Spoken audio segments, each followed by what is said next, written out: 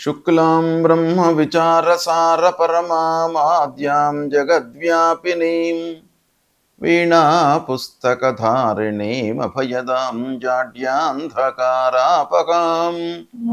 హస్తే స్ఫాటికమాలికాం విదదతీం పద్మాసనే సంస్థితాం వందే తాం పరమేశ్వరీం భగవతీం బుద్ధిప్రదాం శారదాం. శ్రీ మహాగణాధిపతయే నమః.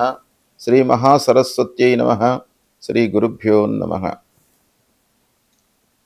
2026వ సంవత్సరము మార్చి నెలలో, ముందుగా ఈ మార్చి మాసంలో గ్రహస్థితి ఎలా ఉంది అనే విషయాన్ని మనం చూసినట్టయితే, రవి 14వ తారీఖు వరకు కుంభరాశిలో సంచరిస్తున్నాడు. తదనంతరం మీనరాశిలోకి ప్రవేశిస్తున్నాడు. కుజుడు కుంభరాశిలో సంచరిస్తున్నాడు. బుధుడు కుంభరాశిలో సంచరిస్తున్నాడు. గురువు మిథున రాశిలో సంచరిస్తున్నాడు. శుక్రుడు మీనరాశిలో సంచరిస్తూ 26వ తారీఖున మేషరాశిలోకి ప్రవేశిస్తున్నాడు. శని మీనరాశిలో సంచరిస్తున్నాడు. రాహువు కుంభరాశిలో, కేతువు సింహరాశిలో సంచరిస్తున్నారు. ఈ విధంగా గ్రహస్థితి ఉంది. అయితే ఈ గ్రహస్థితి మూలకంగా తులారాశిలో జన్మించినటువంటి పురుషులకు మార్చి మాసంలో గోచార ఫలితాలు ఎలా ఉన్నాయో తెలుసుకుందాం. ఈ మార్చి మాసంలో ఉన్నటువంటి గ్రహస్థితిని దృష్టిలో పెట్టుకున్నట్టయితే, ఈ తులారాశి జాతకులకు ఉద్యోగం చేస్తున్నటువంటి వాళ్లకు ముఖ్యంగా మంచి అవకాశాలు వస్తాయి. వాటిని సద్వినియోగపరుచుకున్నట్టయితే మంచి స్థితిలో మీరు నిలిచే అవకాశాలు ఉన్నాయి.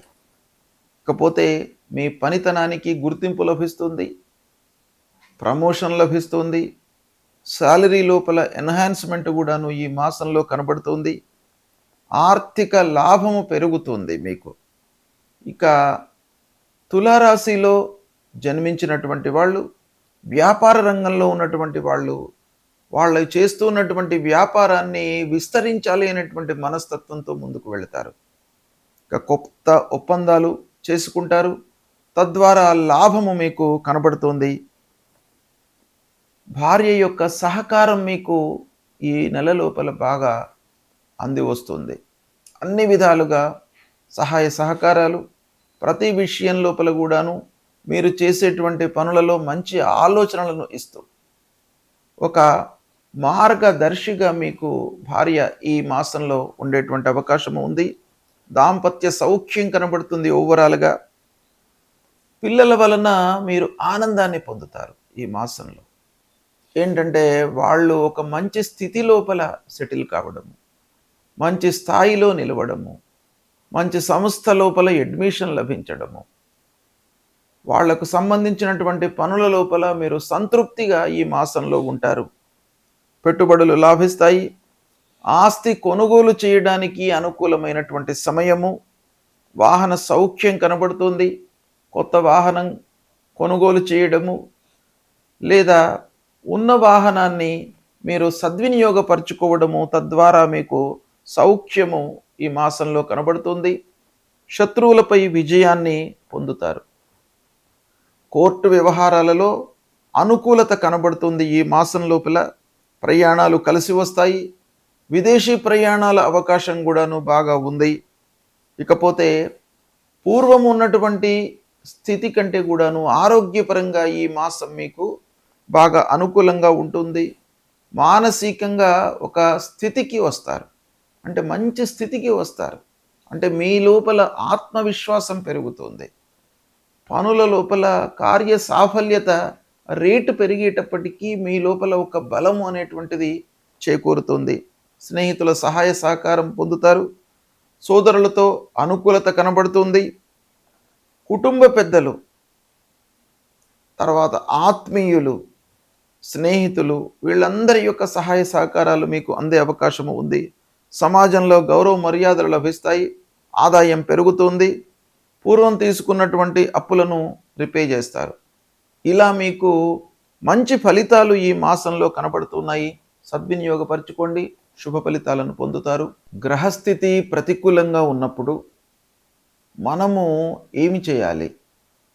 మన వైపు నుండి కొన్ని కర్తవ్యాలు మనకు శాస్త్రంలో చెప్పబడి ఉన్నాయి. ఒకటి ప్రధానంగా ఏ గ్రహాలైతే మనకు ప్రతికూలంగా ఉన్నాయో వాటికి సంబంధించినటువంటి కారకత్వాలు, వాటికి సంబంధించినటువంటి వాటిపై మనము నియంత్రణతో ఉండాలి. అంతేకాకుండా అనుగ్రహము కొరకై కొన్ని పరిహారాలు చేసుకోవాలి. సూర్యుడు ప్రధానమైనటువంటి గ్రహము. సూర్యుడు ప్రతికూలంగా సంచరిస్తున్నప్పుడు అనారోగ్య సమస్యలు కానివ్వండి, శారీరక రుగ్మతలు, మానసికంగా ఇబ్బందులు, పనుల లోపల ఆటంకాలు, ఇలాంటివి మనకు జరిగేటువంటి అవకాశాలు ఉంటాయి. కాబట్టి సూర్యుడు ప్రతికూలంగా ఉన్నప్పుడు తప్పకుండా మనము మూలమంత్రాన్ని జపించడము. సూర్యుడికి సంబంధించినటువంటి మూలమంత్రము జపా కుసుమ సంకాశం కాశ్యపేయం మహద్యుతిం తమోరిం సర్వపాపఘ్నం ప్రణతోస్మి దివాకరం అనేటువంటి ఈ మూలమంత్రాన్ని ప్రతినిత్యం కూడాను చదువుకోవడము. తర్వాత సూర్యుడికి నమస్కారము చాలా ముఖ్యమైనటువంటిది. నమస్కార ప్రియో భానుహు అని మనకు శాస్త్రం చెప్తోంది. ఆ సూర్యనారాయణుడికి ప్రతినిత్యం కూడాను ఉదయం పూట లేచి 12 మార్లు సూర్యుడికి నమస్కారం చేసుకొని 3 సార్లు అర్ఘ్యప్రదానం చేసినట్టయితే మీకు ఆ సూర్యుడి యొక్క అనుగ్రహం లభిస్తుంది. తద్వారా ఆరోగ్య సమస్యలు మీ దరి చేరకుండా ఉంటాయి. అంటే మీరు ఆరోగ్యంగా ఉంటారు సూర్య నమస్కారాలు చేసినట్టయితే. కనుక ప్రతి వాళ్ళు కూడాను సూర్యుడు ప్రతికూలంగా ఉన్నప్పుడు, సూర్యుడు 3, 6, 10, 11 ఈ స్థానాలలో సంచరిస్తున్నప్పుడు శుభ ఫలితాలను ఇస్తాడు. ఇవి కాకుండా మిగతా స్థానాలలో సంచరిస్తున్నప్పుడు మీరు పరిహారం చేసుకోండి. ప్రతినిత్యం కూడాను సూర్యుడికి నమస్కారాలు చేసినట్టయితే మీకు చాలా మంచి ఫలితం వస్తుంది. కనుక దీన్ని దృష్టిలో పెట్టుకోండి. ఇక రెండవది, మనకు ప్రతికూలమైనటువంటి ఫలితాలను ప్రభావితం చేసేటువంటి గ్రహము అంగారకుడు, అంటే కుజగ్రహము. ఈ కుజుడు 3, 6, 11 స్థానాలలో సంచరిస్తున్నప్పుడు మంచి ఫలితాలను ఇస్తాడు. ఉచ్చ స్థానంలో సంచరిస్తున్నప్పుడు మంచి ఫలితాలను ఇస్తాడు. మిత్రక్షేత్రాలలో సంచరిస్తున్నప్పుడు మంచి ఫలితాలను ఇస్తాడు.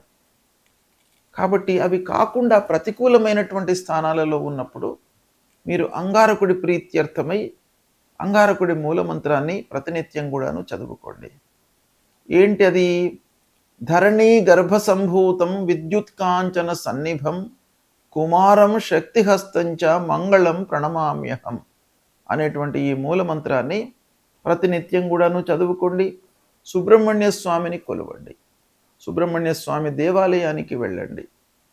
సుబ్రహ్మణ్య స్వామి దేవాలయానికి వెళ్ళి ఆ భగవంతుడి యొక్క అనుగ్రహాన్ని పొందినట్టయితే మీ లోపల ధైర్యము, ఆత్మవిశ్వాసం పెరుగుతుంది.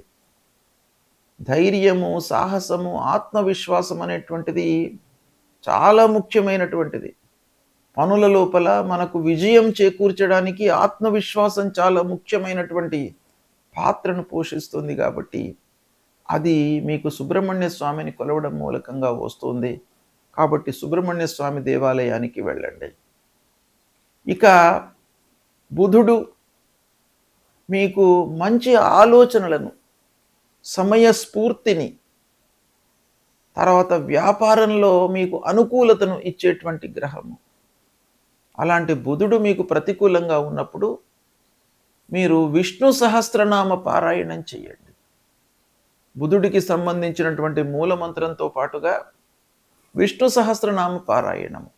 ఒకవేళ విష్ణు సహస్రనామం చేయడానికి మీకు సమయము చిక్కనట్టయితే అందులో విష్ణు సహస్రనామాలలో ఉన్నటువంటి చివరి శ్లోకము వనమాలి గదీ శారంగి శంఖీ చక్రీ చ నందకి శ్రీమాన్ నారాయణోర్విష్ణు వాసుదేవోభిరక్షతు అనేటువంటి ఈ మంత్రాన్ని ప్రతినిత్యం కూడాను చదువుకున్నట్టయితే మీకు ఆ భగవంతుడు శ్రీమన్నారాయణుడు మీకు మంచి ఆలోచనలను, సమయం లోపల నిర్ణయాలను తీసుకునేటువంటి ఒక మంచి బుద్ధిని ఇస్తాడు. తద్వారా మీకు వ్యాపారంలో లాభం చేకూరుతుంది, ఉద్యోగంలో మీరు మంచి స్థితిలో ఉంటారు, మంచి పనితనాన్ని మీరు ప్రదర్శిస్తారు. ఇలాంటి ఎన్నెన్నో విషయాల లోపల కూడాను మీకు మంచి ఫలితము ఆ శ్రీమన్నారాయణుడి మూలకంగా అనుగ్రహం లభిస్తుంది కనుక ఇది చెయ్యండి మీరు. తర్వాత గురువు ప్రతికూలంగా ఉన్నప్పుడు గురు మూలమంత్రాన్ని చదువుకోవడము, గురువులను సందర్శించుకోవడము, సద్గురువుల యొక్క ప్రవచనాలను వినడము, దక్షిణామూర్తి స్తోత్ర పారాయణం చేయడము, తర్వాత మూలమంత్రము గురువుకు సంబంధించినటువంటి మూలమంత్రము ఉంటుంది. దేవానాంచ ఋషీణాంచ గురుం కాంచన సన్నిభం వందనీయం త్రిలోకానాం తం నమామి బృహస్పతిం అనేటువంటి ఈ మూలమంత్రాన్ని ప్రతినిత్యం కూడాను చదువుకోండి. తల్లిదండ్రులను సేవించండి. ముఖ్యంగా గురువు మీకు ప్రతికూలంగా ఉన్నప్పుడు 2, 5, 7, 9, 11 ఈ స్థానాలలో సంచరిస్తున్నప్పుడు గురువు మీకు మంచి ఫలితాలను ఇస్తాడు.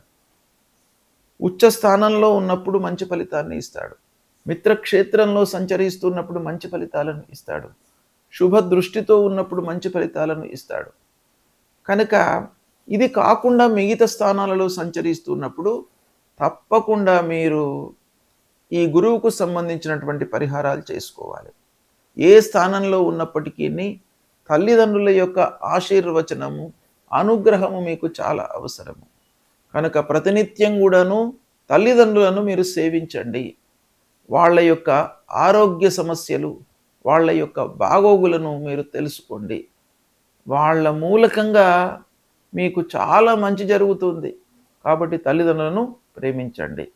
ఇక శనీశ్వరుడు, శని మూలకంగా మీకు కొన్ని పనుల లోపల ఆలస్యము, ఆర్థిక సమస్యలు జరుగుతాయి. కాబట్టి శని ప్రీత్యర్థమై హనుమాన్ చాలీసా చదువుకోండి.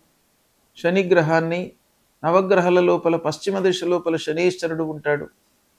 ఆ శనీశ్వరుడికి సంబంధించినటువంటి మూలమంత్రం చదువుకోండి. అదేవిధంగా రాహుకేతువులకు సంబంధించినటువంటి మూలమంత్రాలు, అమ్మవారిని దర్శించుకోవడము, విఘ్నేశ్వరుణ్ణి పూజించడము ఇలాంటివి చేసినట్టయితే మీకు గ్రహస్థితి మూలకంగా కలిగే దుష్ప్రభావము, దుష్ఫలితాలు దూరమయ్యి ఆ భగవంతుడి యొక్క అనుగ్రహం లభిస్తుంది. శుభం.